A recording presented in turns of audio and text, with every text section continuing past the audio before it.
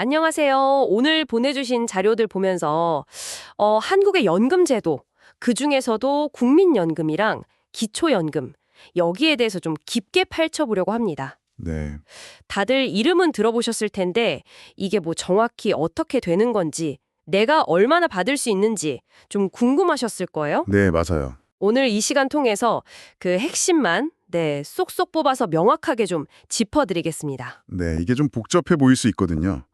근데 그 핵심 원리랑 확인 방법, 이걸 알면 내 노후 준비에 정말 큰 도움이 될 수 있습니다. 특히 이제 놓치기 쉬운 부분이나 좀 잘못 알려진 정보들도 있잖아요. 네, 있죠. 그런 것들 짚어보면서 정보가 너무 많으니까 그 속에서 길 잃지 않도록 안내해 드릴게요. 좋습니다. 그럼 바로 시작해 볼까요? 가장 궁금하실 것 같은데 내가 받을 연금, 이거 어떻게 확인하나? 이거부터요. 네네. 국민연금은 국민연금공단 웹사이트나 고객센터 1355, 뭐 지사 방문도 있는데 이제는 카카오톡이나 네이버 앱으로도 그냥 예상 수령액 조회가 된다면서요. 네, 맞아요. 그건 정말 편해졌어요. 진짜 편하죠. 근데 여기서 중요한 점이 그저 예상액만 딱 보고 이 정도구나 하고 넘어가면 안 된다는 거죠. 그럼 뭘 더 봐야 할까요? 혹시 내가 그 수령액을 좀 더 늘릴 기회는 없는지 이걸 살펴봐야 하거든요. 기회요? 예를 들면요. 네. 예를 들어서 국민연금 같은 경우에 예전에 뭐 사정이 있어서 보험료를 못 냈던 기간이 있을 수 있잖아요. 네, 그럴 수 있죠. 그걸 나중에 내서 가입 기간을 늘리는 추납 제도라는 게 있고요.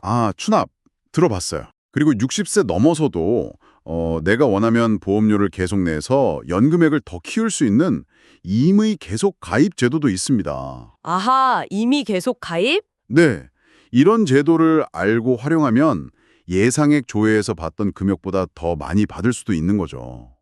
혹시 알고 계셨나요? 와, 저는 그냥 예상액만 확인했었는데 추납이나 이미 계속 가입이라 이거 중요하네요. 그럼 기초연금은요? 이건 어디서 확인하죠? 기초연금은 그 복지로 웹사이트 아시죠?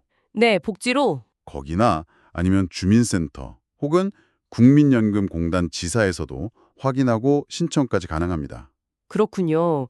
추납이랑 이미 계속 가입, 이게 진짜 연금액을 늘릴 수 있는 어떤 핵심 기회네요. 정확합니다. 특히 뭐 경력이 단절됐었거나 해서 그 납부 예외 기간이 좀 길었던 분들한테는 이 추납이 가입 기간을 채워서 연금액을 꽤 많이 올릴 수 있는 방법이거든요. 오, 이미 계속 가입도 물론이고요. 그러니까 이게 그냥 가만히 있으면 딱 정해진 대로 받는 게 아니라 내가 좀 더 적극적으로 이걸 설계할 여지가 있다는 거죠. 중요한 부분입니다. 네. 그럼 기초연금 얘기도 좀 더 해볼게요. 이게 소득 하위 70%한테 지급된다고 알고 있는데, 네, 맞습니다. 근데 이 기준이 매년 달라질 수 있다면서요? 네, 그 점이 중요해요. 그 기준이 되는 소득 인정액이라는 게 매년 조금씩 조정되거든요. 소득 인정에? 네. 그래서 작년에는 해당이 안 됐었더라도 올해는 또 대상이 될 수도 있는 거예요. 그러니까 매년 확인해 봐야겠네요. 귀찮더라도. 네, 맞아요. 특히 혼자 생활하시는 어르신들은 더 꼼꼼히 챙겨보시는 게 좋겠죠? 그리고 그 소득 인정액이라는 게 단순히 월급만 보는 게 아니에요. 그런가요? 네, 부동산이나 뭐 금융자산 같은 재산도 같이 포함해서 계산하거든요. 와, 그럼 생각보다 계산이 복잡할 수도 있겠네요. 그래서 좀 더 자세히 알아볼 필요가 있죠.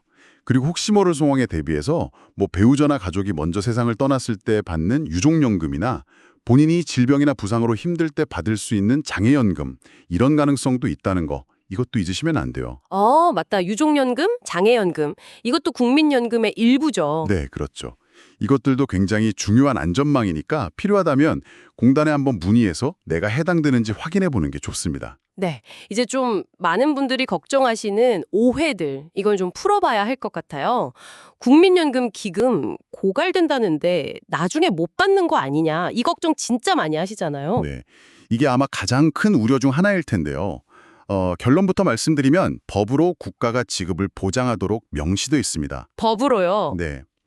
그러니까 핵심은 기금이 뭐 고갈되냐 마냐 이 논쟁 자체보다는 설령 재정적으로 어떤 어려움이 생기더라도 국가는 지급할 의무가 있다는 사실이에요. 아하. 물론 뭐 지급 방식이나 재원을 어떻게 마련할지에 대한 논의는 계속 있겠지만 못 받는다. 이건 좀 기우에 가깝다고 볼 수 있습니다. 그렇군요. 국가가 보장한다. 그럼 또 다른 오해? 국민연금 받으면 기초연금은 못 받는다. 이것도 많이 들어본 것 같아요. 네, 그것도 사실이 아닙니다. 잘못된 정보예요. 아, 그래요? 네. 아까 말씀드린 그 소득 인정의 기준만 충족하면 국민연금을 받고 있더라도 기초연금을 같이 받을 수 있습니다. 오, 둘 다요. 네. 다만 이제 국민연금 받는 액수가 좀 많으면 그 액수에 따라서 기초연금 액수가 일부 좀 깎일 수는 있어요. 감액될 수는 있지만 기본적으로는 두 연금은 별개 제도고 둘 다 받을 수 있다는 가능성을 열어두셔야 합니다. 와, 이것도 중요한 정보네요. 그럼 어쩌면 가장 좀 치명적일 수 있는 오해. 연금 받을 나이 되면 알아서 다 연락 오고 챙겨주겠지? 하는 생각?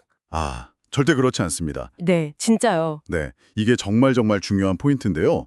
물론 안내문 같은 게 오기는 해요. 오기는 하는데 최종적으로 연금을 받으려면요. 국민연금이든 기초연금이든 반드시 본인이 직접 신청을 해야만 지급이 시작됩니다. 신청을 안 하면 안 나오는 건가요? 네, 안 나옵니다. 이걸 몰라서 그냥 기다리다가 수령 시기를 놓치는 분들이 생각보다 꽤 많으세요. 와, 어쩌면 연금 관련해서 가장 큰 실수는 뭐 복잡한 재테크를 잘못 선택하는 게 아니라 내가 받을 권리가 있는 돈을 제때 신청하지 않는 것일 수도 있어요. 와, 듣고 보니 그러네요. 오늘 이야기 쭉 정리해보면 연금이라는 게 그냥 뭐 가만히 있으면 알아서 굴러가는 그런 시스템이 절대 아니고 네, 그렇죠. 내가 적극적으로 정보를 좀 찾아보고 뭐 추납이나 임의 계속 가입 같은 기회가 있나 활용도 해보고 결정적으로 신청이라는 이 행동을 해야 딱 완성이 되는 그림이네요. 맞습니다. 바로 그거예요. 정보에 기반해서 능동적으로 움직이는 자세. 이게 결국 당신의 노후를 더 든든하게 만드는 핵심 열쇠라고 할 수 있겠습니다. 네, 오늘 저희가 함께 나눈 이 이야기들이 당신의 미래 설계에 좀 구체적인 도움이 되었기를 바랍니다. 네, 여기서 마지막으로 오늘 나눈 이야기들을 바탕으로 당신이 이번 주 안에 딱 한 가지만이라도 당신의 연금과 관련해서 확인하거나 뭐 문의해보고 싶은 것은 무엇인가요? 한번 떠올려 보시면 어떨까요? 네. 그 작은 질문 하나 혹은 행동 하나가 미래에 정말 큰 차이를 가져올지도 모릅니다.